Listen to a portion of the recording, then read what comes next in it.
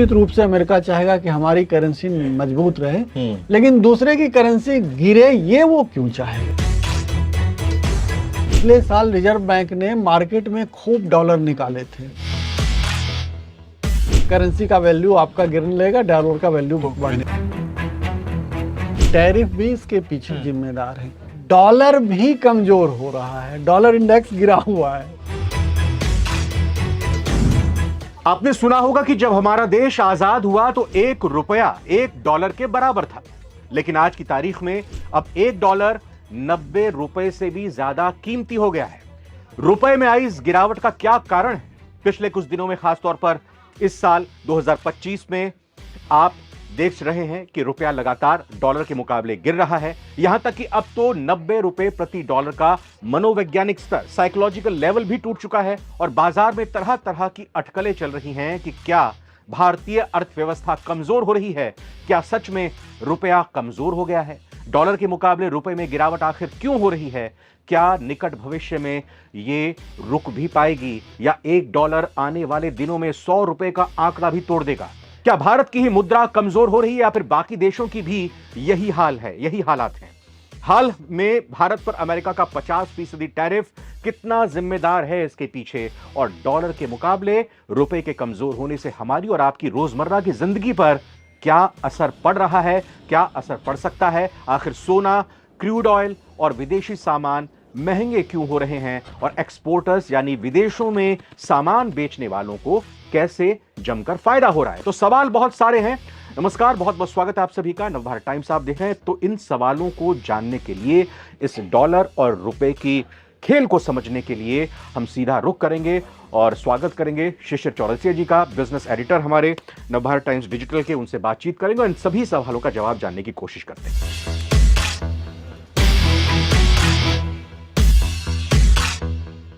तो शिशिर जी जुड़ चुके हैं हमारे साथ। शिशिर जी, बहुत बहुत स्वागत है आपका। देखिए, शेयर, म्यूचुअल फंड बढ़ते हैं, ये हमें पता है कि ये मार्केट से लिंक्ड होते हैं, लेकिन सर, पहला और सीधा सवाल मैं डॉलर के मामले में यही जानना चाहूंगा कि डॉलर की कीमत रुपए के मुकाबले कैसे तय होती है और अभी रुपए में जो गिरावट आ रही है उसके कारण क्या है मेन? देखिए, आपके पहले सवाल पे आए कि कीमत कैसे तय होती है, तो हम किसी इकोनॉमी के शुरुआत से हम समझाने का प्रयास करते हैं। जैसे भारत है, भारत को जब आज़ादी मिली थी, संप्रभुता मिली थी, तो उस समय अपनी मुद्रा जो रुपया थी वो डॉलर के मुकाबले बराबर था। 1 रुपया बराबर 1 डॉलर। तो उस समय तो आपने कीमत निर्धारित कर दी, तय हो गया। ठीक है। उसके बाद जैसे बाजार के हिसाब से किसी चीज की कीमत तय होती है, जैसे प्याज, मार्केट में प्याज कम है तो 80 रुपए किलो बिकने लगता है, मार्केट में प्याज ज्यादा है तो 10 रुपए किलो बिकने लगता है।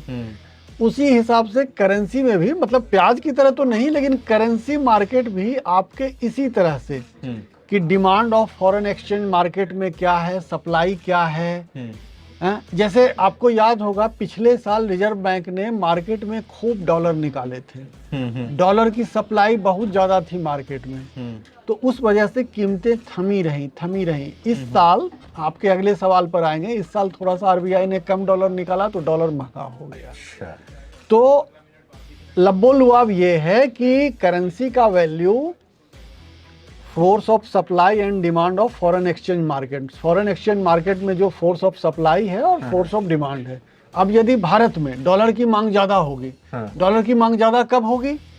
तो जब विदेशी निवेशक अपना पैसा निकाल के वापस ले जा रहे हैं, चाहे शेयर बाजार से निकाल रहे हो या बैंक से निकाल रहे हो या निवेश निकाल रहे हो, तो वो तो लेते जाएंगे डॉलर में। ठीक बात है। तो डॉलर की जब डिमांड ज्यादा होगी और डॉलर कम है मार्केट में, तो अचानक उसका वो करेंसी का वैल्यू आपका गिरने लगेगा, डॉलर का वैल्यू बढ़ने विदेशी लगेगा। निवेशक अभी अपना पैसा निकाल रहे हैं मार्केट में, रुपीस में उनके पास पैसा आया, अब जो जहां से लेकर आए थे विदेश में वो ले जा रहे हैं, उसको कन्वर्ट कर रहे हैं वो डॉलर में, इसलिए डॉलर की डिमांड बढ़ रही है और डॉलर की डिमांड बढ़ते ही सप्लाई चूंकि कम है, प्राइस इसीलिए उसका हाई हो रहा है। इसके अलावा ये तो एक कारण हुआ, इसके अलावा और भी कई कारण हैं। जैसे आपका इकोनॉमिक स्थिति किसी भी अर्थव्यवस्था की कैसी है, वहाँ पॉलिटिकल सिचुएशन क्या है। यदि किसी देश की देश में जो है लीडरशिप पॉलिटिकल लीडरशिप अस्थिर हो, उसमें स्टेबिलिटी ना हो, अनस्टेबल हो पॉलिटिकल लीडरशिप, तो भी उस देश की करेंसी में बहुत ज़्यादा फ्लक्चुएशन आता है। अपने यहाँ फिलहाल ऐसी स्थिति नहीं है, लेकिन इकोनॉमिक मोर्चे पर आपके क्या हालात हैं उसका प्रभाव भी आपकी करेंसी पर दिखता है। इकोनॉमिक परफॉर्मेंस, उसमें जीडीपी ग्रोथ आ जाता है, आपके यहाँ क्या चल रहा है, प्रोडक्शन, इंडस्ट्रियल गुड्स का प्रोडक्शन क्या है, मिनरल प्रोडक्शन क्या है, उसकी डिमांड कैसी है, मार्केट में सप्लाई कैसी है, इन्फ्लेशन का रेट क्या है। नहीं शिशिर जी, देखिए मैं आपको बीच में रोक रहा हूँ। इन्फ्लेशन की बात करें वो कंट्रोल में है। हम अगर बात करें जीडीपी का आंकड़ा लास्ट क्वार्टर का जो है वो 8% प्लस आ रहा है। हमारी गवर्नमेंट स्थिर है यहाँ पर।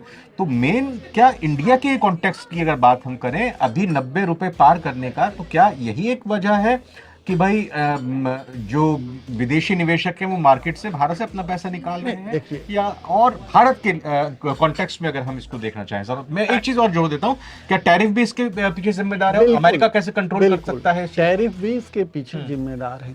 देखिए, आपकी इकोनॉमी में कोई पैसा लगाएंगे तो क्यों लगाएंगे?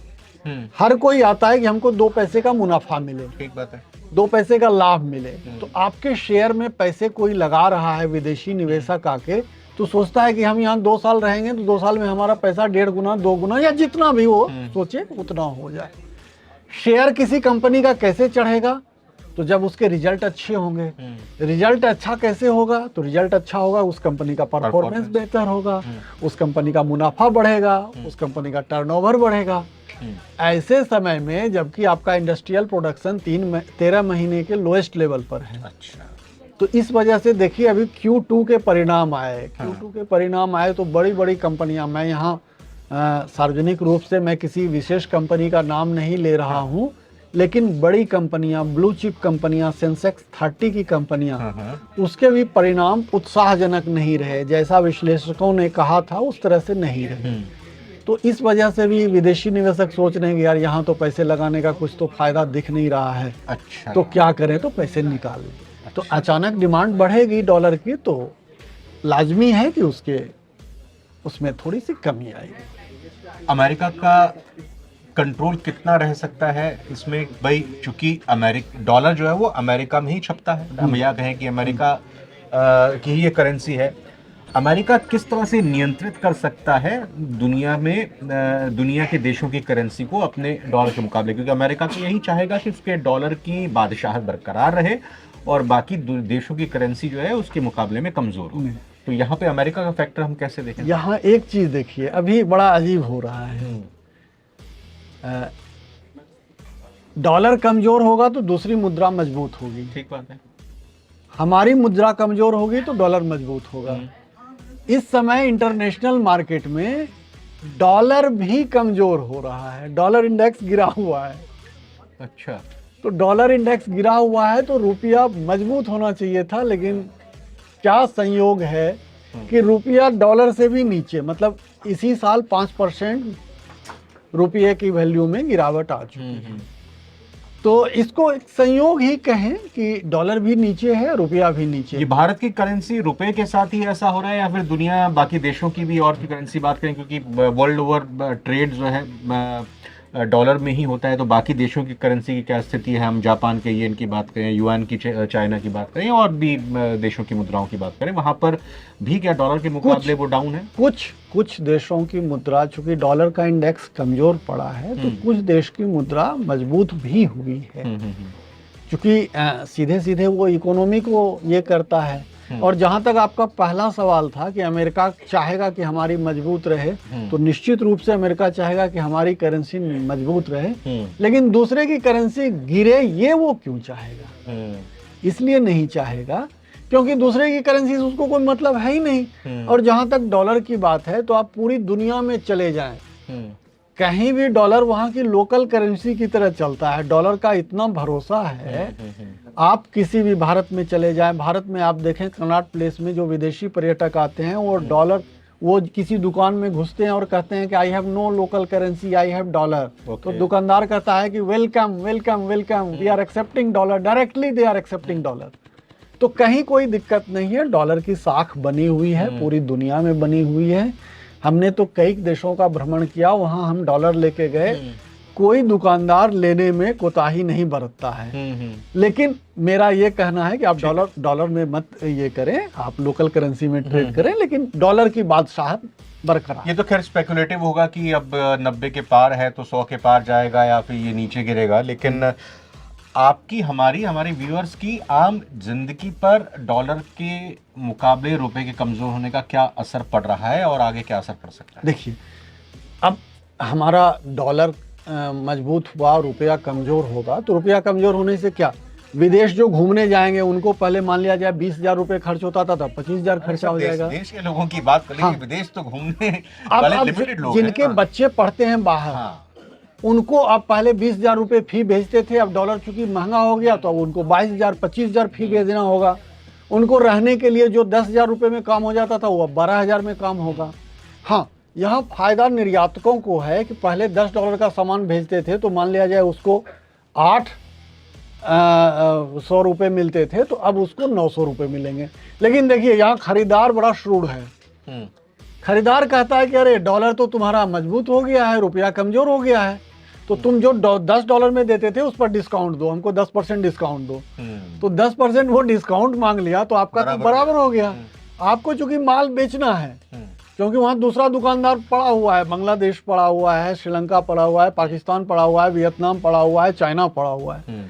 आपका सामान खरीद रहा है तो कहता है कि नहीं तुमको देखो फायदा हो रहा है, तुम्हारा डॉलर की वजह से, रुपया डॉलर की वजह से वो तुम्हारे पक्ष में, तुम थोड़ा सा डिस्काउंट दे दो।